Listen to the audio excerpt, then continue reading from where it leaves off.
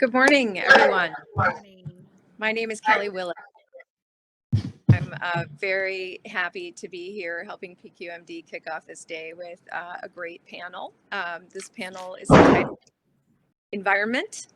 We're putting the E in ESG. Within that enormous subject, we've chosen to focus on climate change and intersection with global health. And its impact on human health. And even that is a very large topic to cover, to do more than scratch the surface of in a 40-minute panel. So I was planning to set your expectations a little bit in terms of our ability to have ample Q&A among you. And was going to suggest, though, that we would love to have a couple questions. So if you could type your questions into the chat section, be as succinct as possible, and I'll do my best to look through those as we go. Now I need to set your expectations a little differently because unfortunately we're experiencing some technology challenges. No fault of the amazing team at SignalWire or at PQMD. I think just a function of having 4 panelists in different geographies and time zones and IT systems, and I hope we'll work through it. I'm going to introduce my panelists momentarily. I wanted to just make some introductory comments first, primarily to state the obvious, really, that there can be no human health without environmental health, right? We eat, drink, breathe our climate, and that climate is changing. Maybe it's always changing to the extent, but with a population of 8 billion, we're noticing that change, the pace of that change accelerating and alarmingly so. And this isn't some abstract future doomsday scenario. This is today. We are today experiencing the impact of climate change on health. I saw a TED Talk last year. Maybe some of you have seen it, or maybe some of you otherwise know the mnemonic device heat wave. I wanted to just bring that to the front of your mind again this morning because I think it helps hammer home that, these are tangible, real things that we're seeing already today. So heat wave, the H stands for heat illness. The E is for exacerbation of heart and lung disease. The A is for asthma. T is traumatic injury, primarily as a result of the increasing incidence of extreme weather events. The W is for water and foodborne illness. The second A is for allergies. The V is for vector-borne disease. And the E is for the emotional stress. So again, simplistic mnemonic device, but one that I think helps just illustrate how real and tangible this is in today's world. As a result, many of you probably are involved in one program or several that fits in this climate adaptation space, because at least for today, we're going to put to one side the question of whether and how we can change these trends, warming trends that we're seeing globally, and instead focus on what we can do to anticipate them and adapt to them and minimize the impact on human health.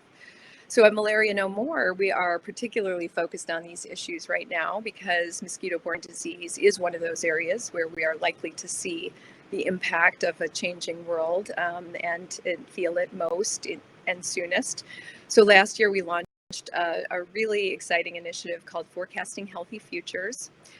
Forecasting Healthy Futures is a coalition of organizations coming together to harness the increasing potential of really sophisticated meteorological data sets and prediction capabilities to predict the prevalence of mosquitoes and therefore the prevalence of mosquito-borne disease. And this is a technology that's useful today already. In fact, we are demonstrating how it can be very useful in East India today.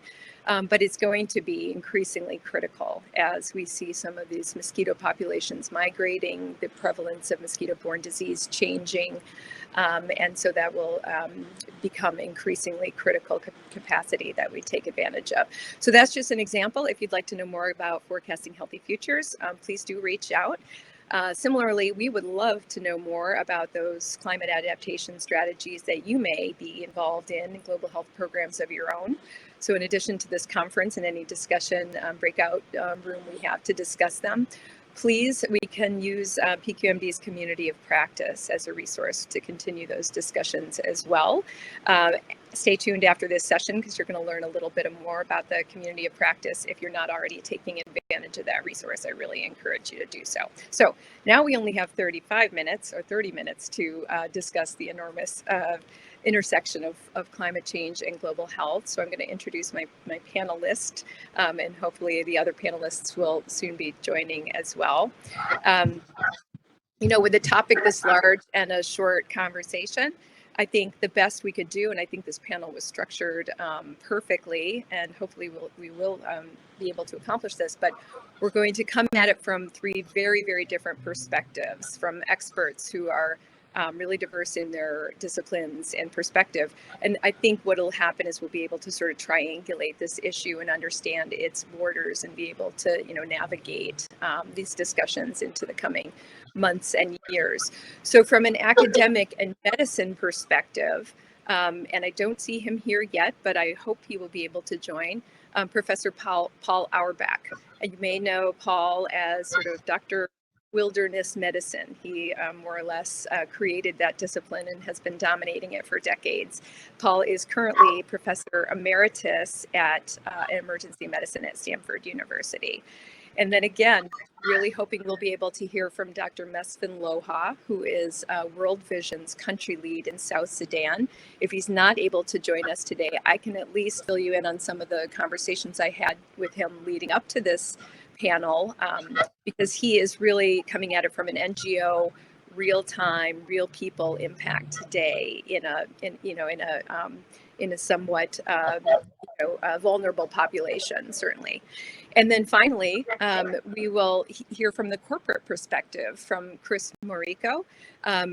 Kris is an engineer extraordinaire. I really encourage you to read her entire bio, her very illustrious career. Today, she's vice president at Baxter, responsible for environment, safety, and health and sustainability. So we'll hear from her on that sort of corporate perspective. So whether or not all of these panelists are able to join us today, I hope you'll appreciate how that was a nice composition to really frame this issue and allow us to sort of guide our conversations into the future.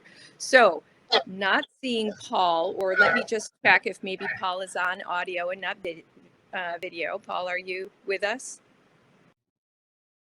No. Well, then we will turn to Kris Morico, VP Baxter. Kris, tell us how Baxter views these challenges that are arising from a rapidly changing climate, how it affects your business, your clients, your patients, and what you're doing in response. Yeah, no, absolutely, Kelly, and greetings to everyone on the phone.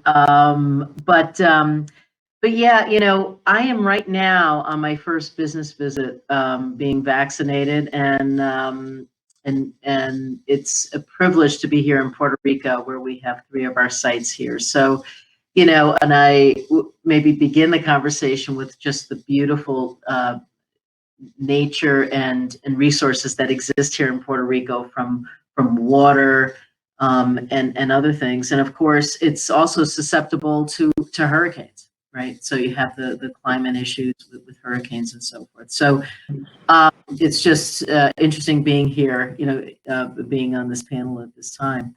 But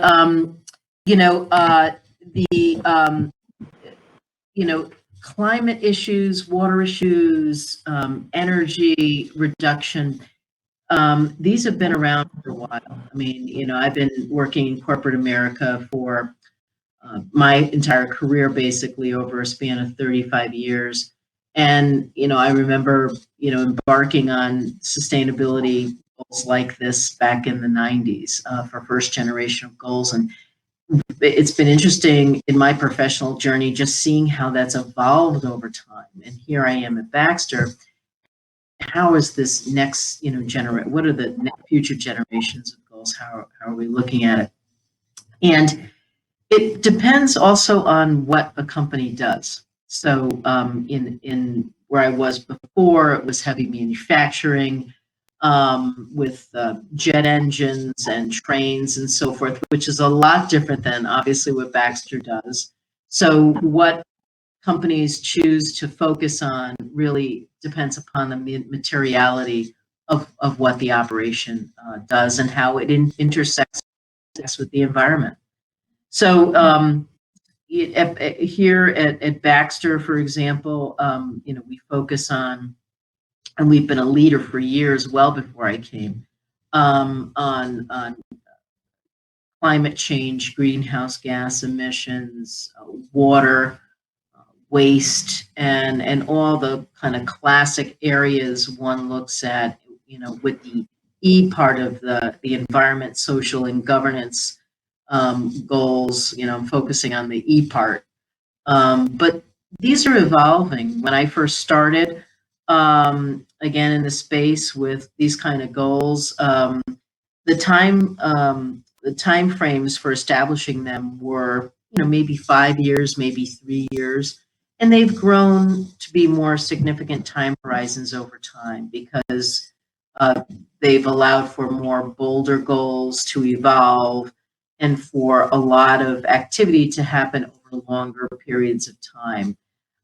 Given that we're in 2021, when a lot of these goals began maybe in the early 1990s, a lot of the low-hanging fruit had already been picked. So now we're really in more sophisticated goals looking out in the future, and with the onset of more, regulations too. I mean, it's always an intersection. You'll always have, policies and regulations that are in the forefront. For example, I always say sustainability is in my title.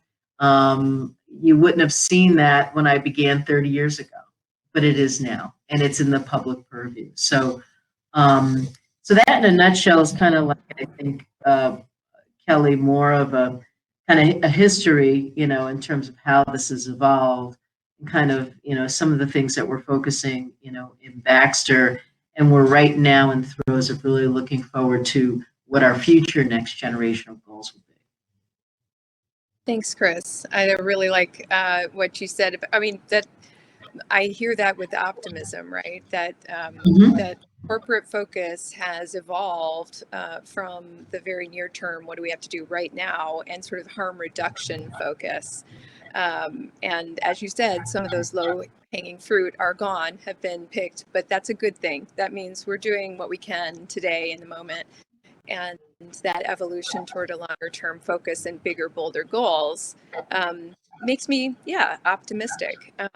Give us a sense of what some of those big, bold goals are. And I take your point about each corporation obviously choosing an area of the environment, which is, pretty limitless in our potential to engage, that fits their business model and their operations and their patients or customers. But give us a sense of what a life sciences healthcare company might think about in terms of big, long-term environment opportunities to engage.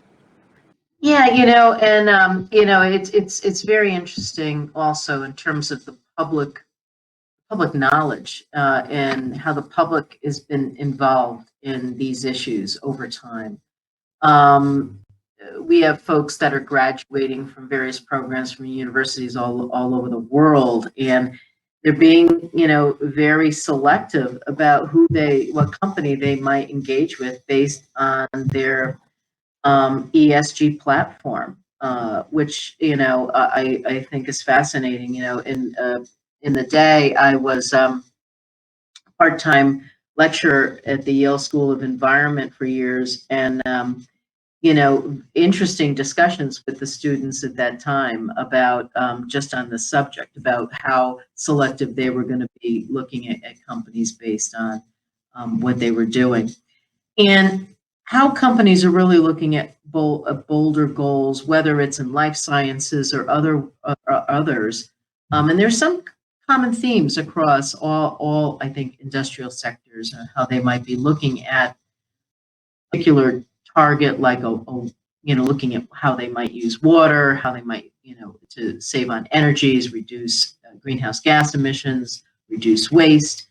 But because it's material and differently for each of those different industrial sectors, they approach it differently. But one thing that came to mind, I was watching television, and I forgot what company it was for. It was one of the big ones. I want to say it was something like just one of the big companies that were talking about how they were going to go to net zero or carbon neutrality by a certain time frame, and that was integrated in their commercial, and that was just like a week ago. So it's very interesting how companies are actually using that even in their marketing material in terms of what they're doing in this space of ESG.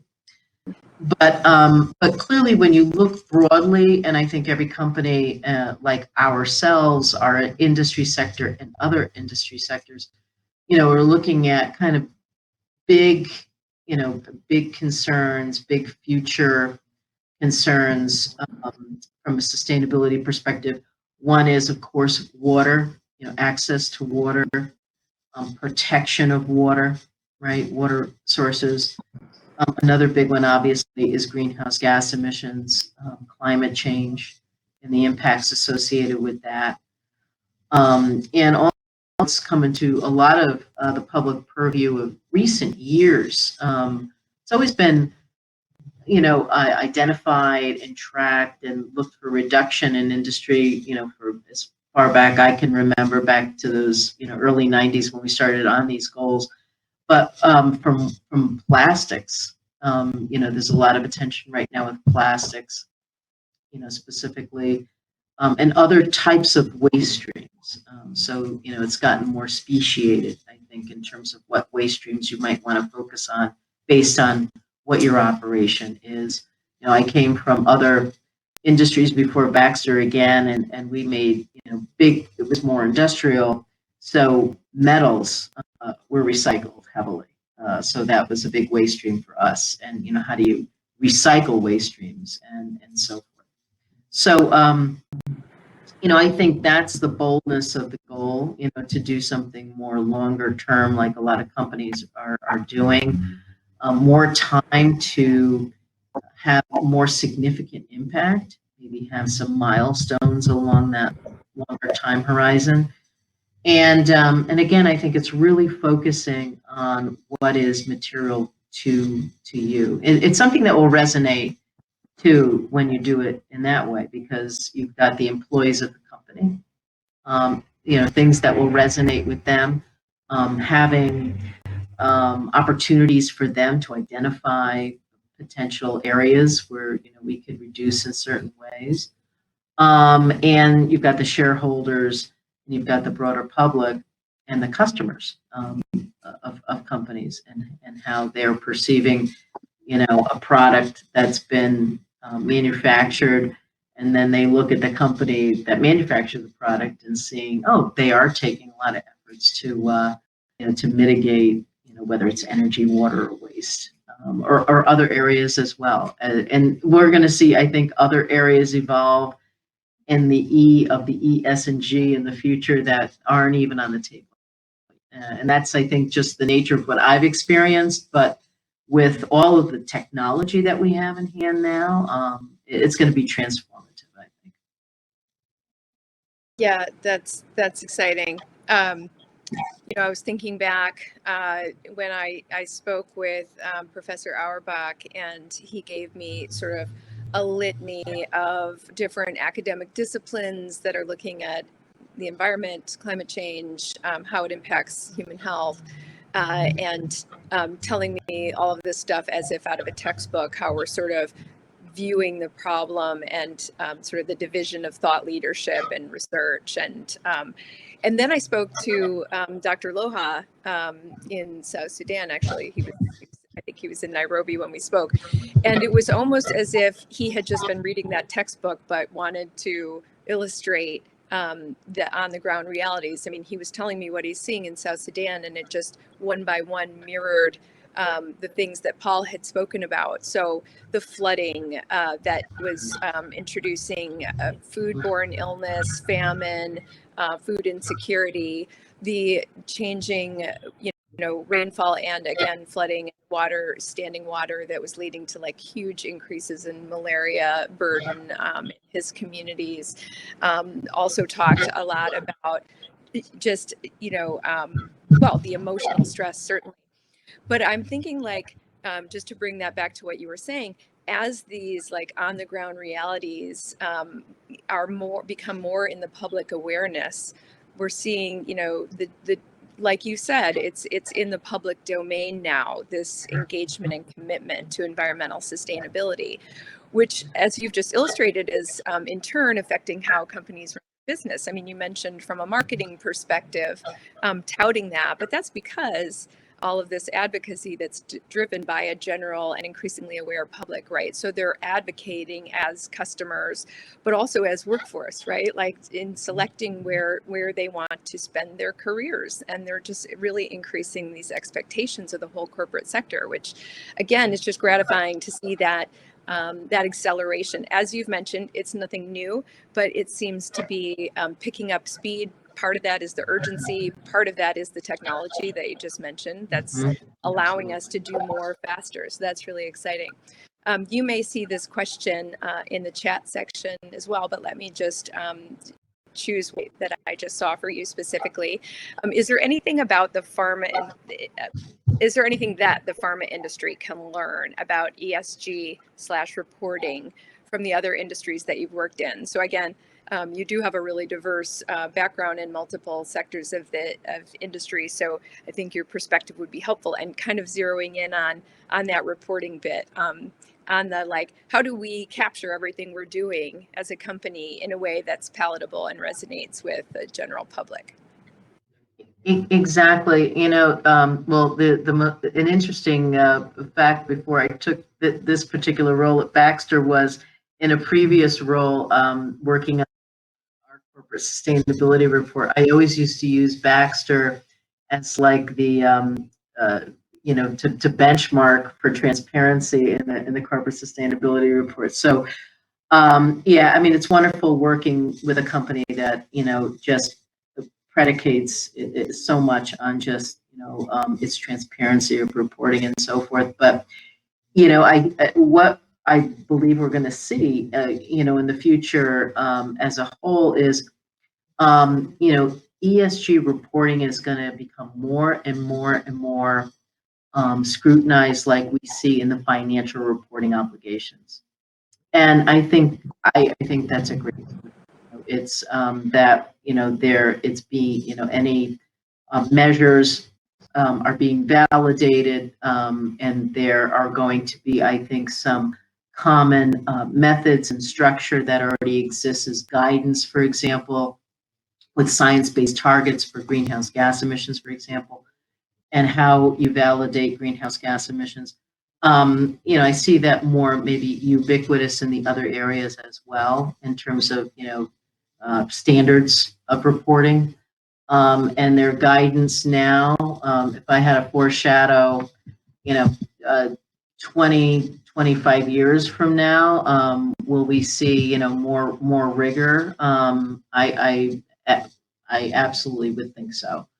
And more expectations there, so that it's very much like what we see and as the analog on the financial reporting side. And I think that's also because of our shareholders, and public companies certainly, who want to ensure that the data is validated and so forth. But I think it also offers some consistency of reporting. So there's a consistency and a methodology that everybody is using. As well. And this is something, again, I see the reporting aspect of the E of ESG. That's really just taken off, I would say, significantly in the past, 5-6 years, in terms of, the rigor, around that, and the different methods that are now coming out as guidance, but will they transition to kind of maybe down the road? Could very well be. Excellent. Great. Welcome, Paul. I have already formally introduced you, and so now it's nice that we can all see your face and tap into your expertise as well. We've just been discussing, and Kris gave us some great examples of, how well. One angle was how an increasing public is resulting in corporations, in particular, not just holding them accountable and insisting on transparency and but pushing them into leadership roles with regard to stewardship of our environment and, the surfacing of the sensitivities and where there's opportunity to improve. But sort of back to the adaptation and back to your work, I'd love for you to reiterate for all of us here some of how you're viewing this intersection of climate change and global health in particular from an academic and research perspective. Okay, we're approaching this as a what's been called an existential crisis, meaning by our definition, it's a situation that needs to be mitigated or resolved, or it threatens human existence. That's as serious a crisis as you can get. Local existential crises are natural disasters, of course, and this is a natural disaster of the first orders because it affects the whole planet, and it integrates with every known natural disaster that we have, with the exception perhaps of earthquakes, but even that is starting to be explored. So that's the background, and our take on it is that it is already causing predictable perturbations in our environment, such that we need to do what we can to mitigate these. That's the side I'm on. I'm on the response side. Of course, we need to deal with global warming because that's the root cause of all evil in this situation. But while we're doing that, we need to face the fact that this is not the future, this is now. So we've got these things happening, and to the best extent we can, we need to prepare everybody to be able to deal with their own crises, because there aren't enough first responders to go around. As we outlined in our book Enviromedics, there are some very predictable effects of climate change. And I'm going to run through those really quickly, because these are all opportunities for research support, for operational support, and of course, therefore, for financial support and collaborations and partnerships between the private sector, the public sector, the military, and very importantly, public health. This is a public health issue. So just to run through some of these, just in case you haven't thought about them or considered them, the fact that we have heat and warming is in and of itself a disaster. We've had record high temperatures recorded in some of the U.S. desert areas like Death Valley. These are very destabilizing. They, like other disasters, affect the most vulnerable, which turn out to be the most socioeconomically dependent groups worldwide, and that includes the United States. But we need to think of this not just as a U.S. problem, but as a global problem, because we're going to have mass migrations. They're already occurring.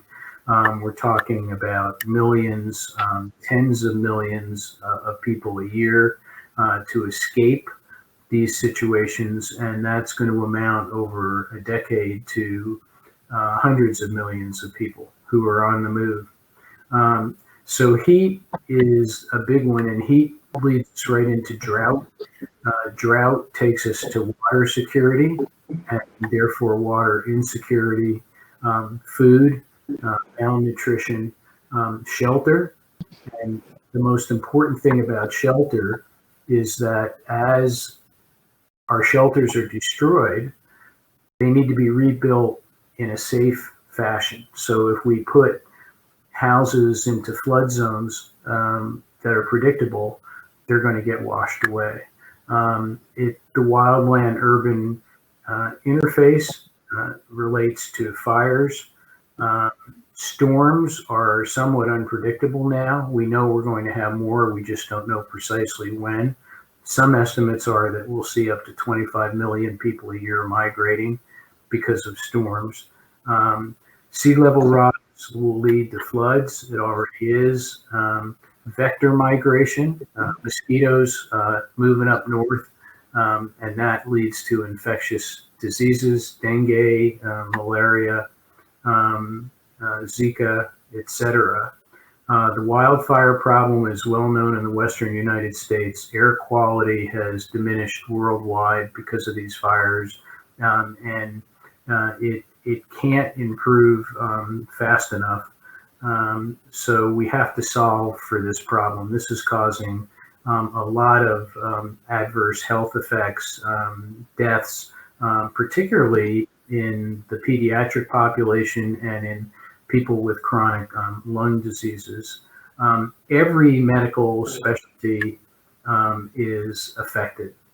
We're going to see report after report about visits to emergency departments, hospitals, hospitalizations, et cetera, that are going to coincide with air quality. And that includes allergies, that includes skin diseases, it includes extinctions. So we're going to see loss of biodiversity, and that means that ecosystems are getting wiped out. And this is not the future, this is right now. This is all happening right now. So there are almost limitless opportunities for the private sector to come together with the public sector, public health, research at universities, schools of the environment, to support the work that's being done. And as I said, this is existential. We have to solve for this, or we're going to eliminate the human species. And the Earth will be here, short of getting struck by an asteroid. It's just a question of what's going to be living on it, what life forms. And we're definitely in an age where we're impacting that decision. So I'm not saying this to get anybody depressed. I'm actually saying this to hopefully be inspirational. This is a group that should be building the strongest infrastructure it can to support all the efforts that are being done to make things better. I'm happy to recommend resources for you all to read and stay abreast of, and you should become one of them for the planet at large. But there are lots of ways to learn more about this. The Climate News Network, Enviromedics, the courses that are being taught, the infrastructure that's necessary to get everybody educated and aware of the problem. We're well past what I used to do just 6 months ago, which was just try and convince people that we had a problem. I don't think we have to convince people we have a problem. We have a problem. And so now it's really about how do we address it? How are we going to take care of it? The diagnosis has been made. Now what are the therapies that we can do to help heal the planet? And what role can you all play in that? I think it's an enormous role. We need a realistic disaster response assessment for the U.S. and for other countries. We need to know. I'm going to interrupt you there just for a second. First of all, thank you so much for switching gears, as I knew you would, and really bringing us kind of back to where we started, which is, making this real and making this so relevant to all of us, particularly those that are working in public health globally. And you really filled in perfectly for Dr. Loha not being here by giving us those very tangible examples of some of the ways we're going to experience this in the health sector. And also just, moving the focus closer to home and closer to now, and what can we do?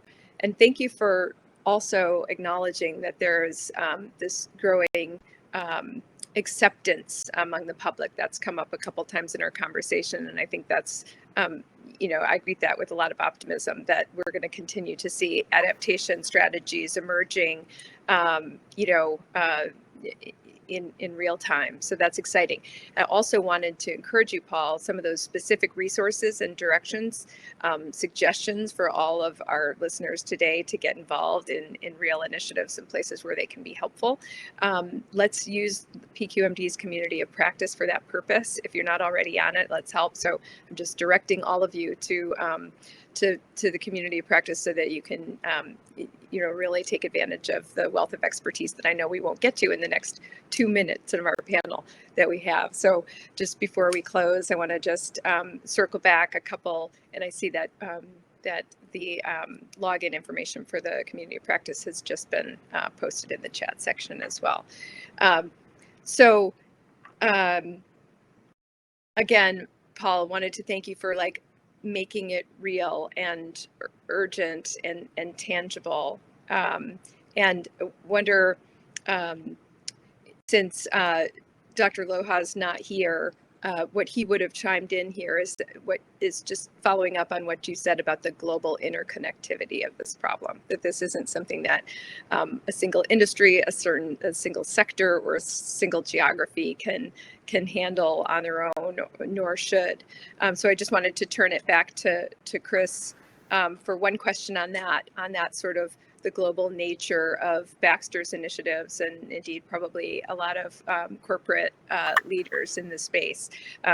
Do you view this as a United States domestic problem, as a European problem, or really as a global challenge?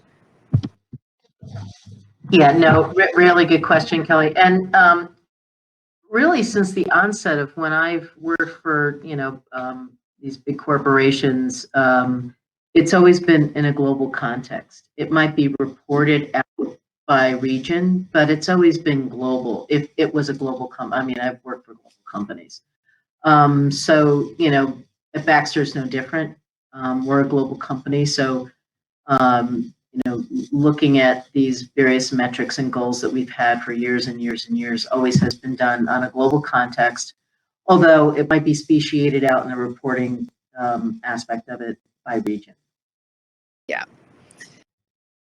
Good. I was thinking, and I apologize if I'm repeating this statistic, but you've probably all seen the World Health Organization's estimates that very soon now climate change will be responsible for 250,000 additional deaths every year at a cost of $4 billion. But I think in some ways that might understate the magnitude of the problem if we don't act now and effectively to get ready for some of those specific challenges. So I'm getting a message that to wrap up. So I really, really want to thank PQMD for bringing together these phenomenal panelists, and what a great little taste we got of how rich and complicated these issues are.